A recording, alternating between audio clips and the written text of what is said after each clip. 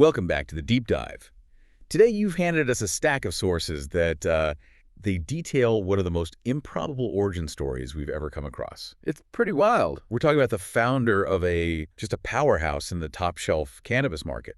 But the foundation wasn't in horticulture. It was in high-stakes, ruthless financial services. Exactly. And so our mission today is really to unpack that journey. We're going to trace the path from these, Hawaii financial systems, annuities, financial products, to becoming an architect of the top shelf. And the thing that ties it all together is this one really simple rule. One rule, no boof. I think the contrast is it's startling right out of the gate. You have this figure who now basically defines elite quality. Yeah, right. But their entire professional training was in this hyper-disciplined, super-regulated environment where, loud terps would have meant regulatory alarm bell. It's a complete inversion, But the core things you need for success, they stay the same.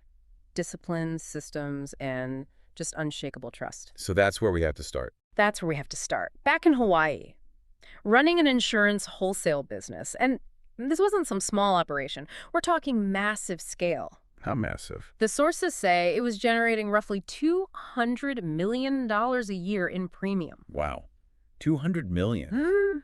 That puts you in a league where every single decision is magnified. Absolutely. And you mentioned the margins were thin. Incredibly thin. Razor thin. The sources specify they were surviving on 3 to 7%.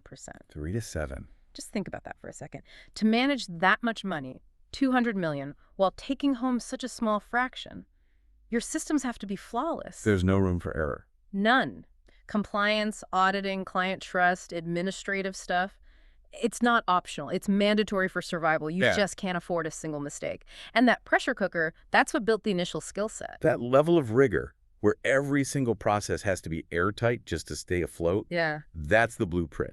The intellectual blueprint for everything that comes after. But that's where the story gets really dramatic. Yeah, because that entire operation, built on those mandatory systems, and that trust, it went to zero overnight. Our notes describe it as a catastrophic event where everything broke at once. So this is the trauma that really kicks everything off. It's the catalyst. It wasn't a slow decline or a bad quarter. It was a total simultaneous breakdown. The sources are pretty clear. 3 major things crashed down at the same time. Okay, what were they? First, legal trouble hits. Then, an employee successfully embezzles millions of dollars. Oh, wow. And then, on top of all that, the founder's professional license is pulled.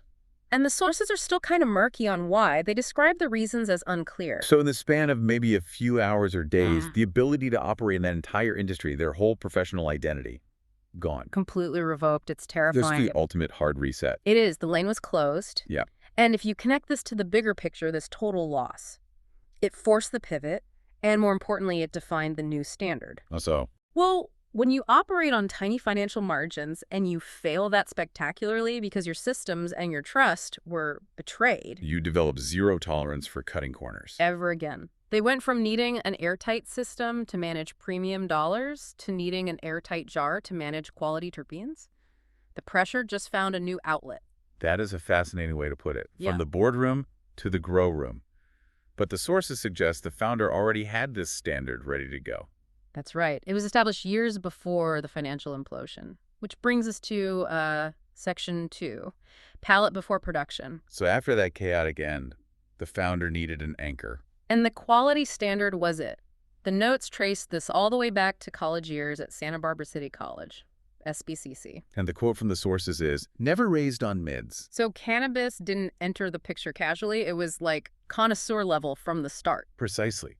A roommate basically showed them what real hash and flower looked like. It just bypassed the whole introductory phase. So if you never experienced the lower tier stuff, your baseline for what's good is just automatically elevated. It's a different starting point. And that foundation, knowing what quality actually looks and smells like, is what birthed the rule. The rule that is now a brand name. No, Boof. For anyone listening who might be deep in finance and maybe less familiar with the culture, what exactly does Boof mean? Boof is the ultimate negative. It's anything low quality, fake, compromised, just bad. It is the polar opposite of premium. But the name didn't start as a marketing gimmick. No, not at all. The sources say it came from a homie, a friend, and it started back in 2018 strictly as a rule of conduct. A non-negotiable standard for their early motion, as the notes call it. Exactly. It dictated that they would only smoke and move top-tier products. It was a commitment to integrity, not just an attempt to sound cool. And we have proof of that commitment. We do. The sources list some specific, highly respected names that were the top shelf standard at the time.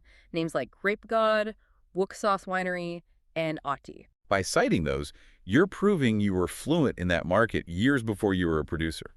It proves the standard was already peer validated excellence. Okay, so the rule is set, the financial world explodes, and that sets the stage for the physical transformation, the Gilroy pivot. Right. Having lost the ability to operate in finance, the founder needed a new physical venture. So August 2020, they moved to Gilroy. And it wasn't some huge business plan at first. No, the impetus was simple. His mother wanted to grow. That was the reason to jump in. And when this founder jumps in, they do it with that same all-or-nothing intensity. Like managing $200 million, they bought 12 Growers' Choice 750 lights and, quote, jumped in head first. The notes stress it was brutal, entirely hands-on, no shortcuts. That's the financial discipline just manifesting as physical labor. If you're used to systems that demand perfection on a 3% margin, you're going to approach cultivation with that same rigor. But the real proof of this renewed commitment, the thing that really builds the reputation, is the road journey. The Tesla story. I mean, this is just an unbelievable metric of pure commitment. Tell us about earning the real roadrunner reputation. So the founder buys a Tesla, and in roughly 14 months, logs approximately 160,000 miles. 160,000 miles. Think about that. That's more mileage than a lot of commercial truckers put on in the same time. This wasn't a vacation. And a year and change. That's insane. Was this just about saving money, or was it something more? The sources suggest it was just nonstop intense immersion into the network, weeks on the road, same clothes, nonstop missions. So it was about rebuilding trust, face to face. A total necessity after the public failure in the finance world. They earned credibility through sheer observable sacrifice. That relentless drive connects directly back to the mandatory hustle needed to survive on those thin insurance margins. The discipline just found a new physical outlet. Okay, so the quality is being built brick by brick. Brutal learning curve, nonstop hustle. But to set the standard, you need more than just great flower. You have to define how that quality is perceived. And preserved. That's Section 4, setting the top shelf standard. Right. By late 2020, the product was there, but the presentation needed to scream premium. This is where that systems thinking from the financial world comes right back in. You have to control the whole experience. The entire consumer experience, which leads to the Mayer jar innovation. Which sounds like simple packaging, but at the time, it was a major statement. Why was switching from a mason jar so pivotal? It's all about functional preservation. I mean, the standard then was a mason jar with a sticker on top. That's it. Right. The founder, working with someone named Nemo, was among the very first to be moving flower in Mayer jars. And Mayer is that deep violet glass. Exactly. It actively blocks the light spectrums that degrade the product while letting beneficial IR and UVA light through. It was a clear signal.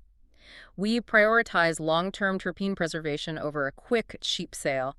It codified the airtight philosophy. It's a technological and aesthetic leap. It just communicates that you're on a different level. And to really cement that reputation, you need a flagship product that's just unforgettable. And they got one. They got one. The first Mayer drop was a mead breath cut they branded A5 Wagyu. The descriptions in the sources are vivid. Oh, yeah. Loud, funky, wet dog food terps. And this was happening during the OSRS 11 era, so it was a time of huge excitement and evolving tastes in the market. Okay, hold on. Wet dog food terps? That sounds like a terrible sales pitch to me. To the average consumer, maybe.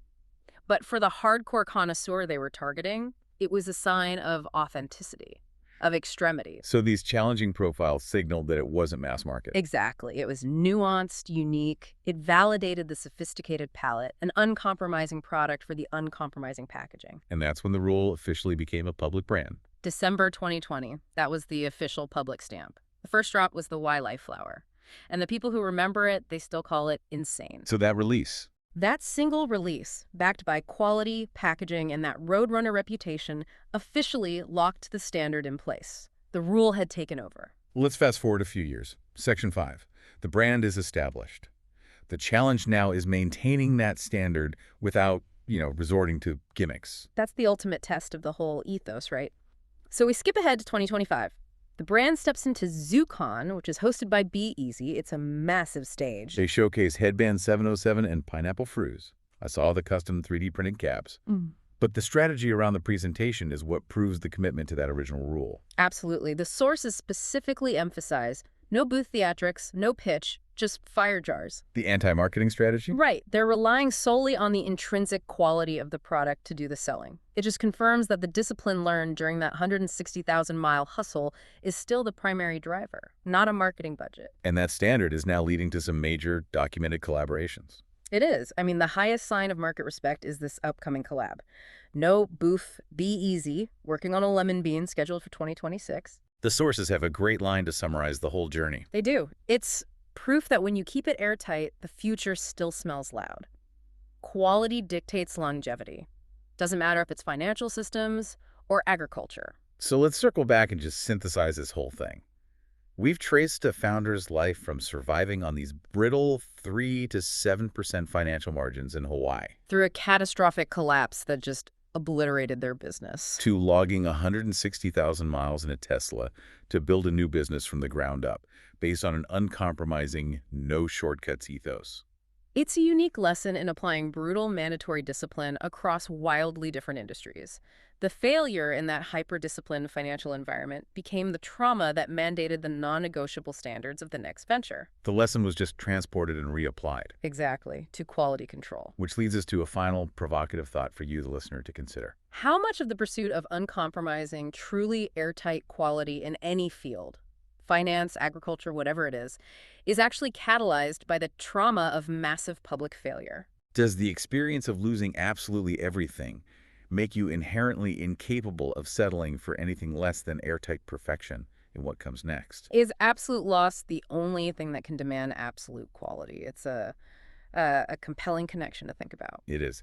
Thank you for sharing your sources and letting us dive deep into this story of high stakes and even higher standards. We'll catch you next time on The Deep Dive.